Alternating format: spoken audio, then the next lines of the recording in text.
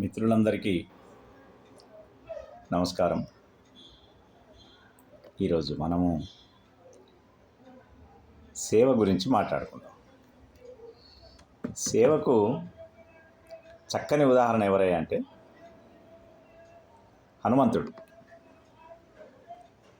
హనుమంతుడు ఏనాడు కూడా దేనిని కూడా ఆశించకుండా సేవ చేసిన మహానుభావుడు.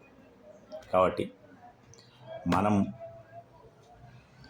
హనుమంతుడిని ఆదర్శంగా స్వీకరిస్తే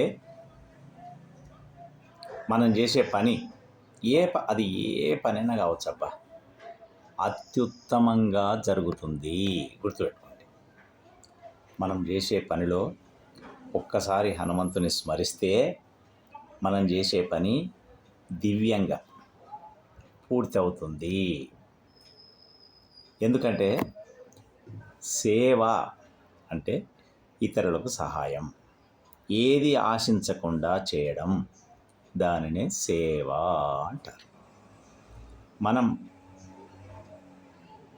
ఇప్పుడు సేవ పేరున ఉడత కూడా సేవ చేసింది. చలివేంద్రాల ద్వారా కూడా ఇప్పుడు సేవ చేస్తుంటారు ఎంతోమంది ఈ ఎండాకాలంలో.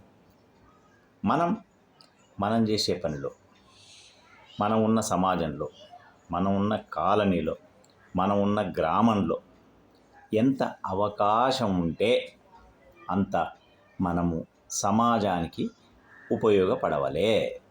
అది కూడా ఏది ఆశించకుండా. దాన్నే సేవ అంటారు. మనం చేస్తున్న పని అదే. ఆ సేవతో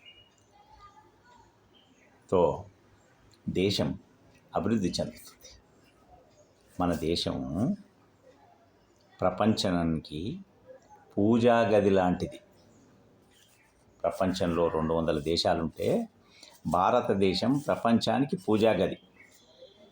అంటే ప్రపంచానికి దారి చూపే దివ్వే, వెలుగు దివ్వే భారతదేశమే.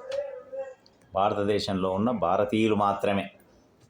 కాబట్టి మన సంస్కృతి, మన సంస్కారం, మన తరతరాల చరిత్ర సేవ.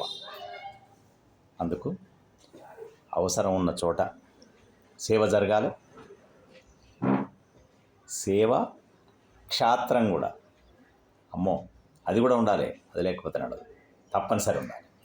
కాబట్టి సేవ ద్వారా ఇతరుల మనస్సులను గెలుచుకోవచ్చు, వాళ్ళలో మార్పును తీసుకురావచ్చు అనేది మరొక్కసారి గుర్తు చేస్తూ, అవకాశం ఉన్న చోట మనం సేవ చేయడానికి ముందంజలో ఉండాలని, ఉదాహరణకు హనుమంతున్నే మనం తీసుకోవాలని కోరుకుంటూ, జై శ్రీరామ్, జై వీర హనుమాన్.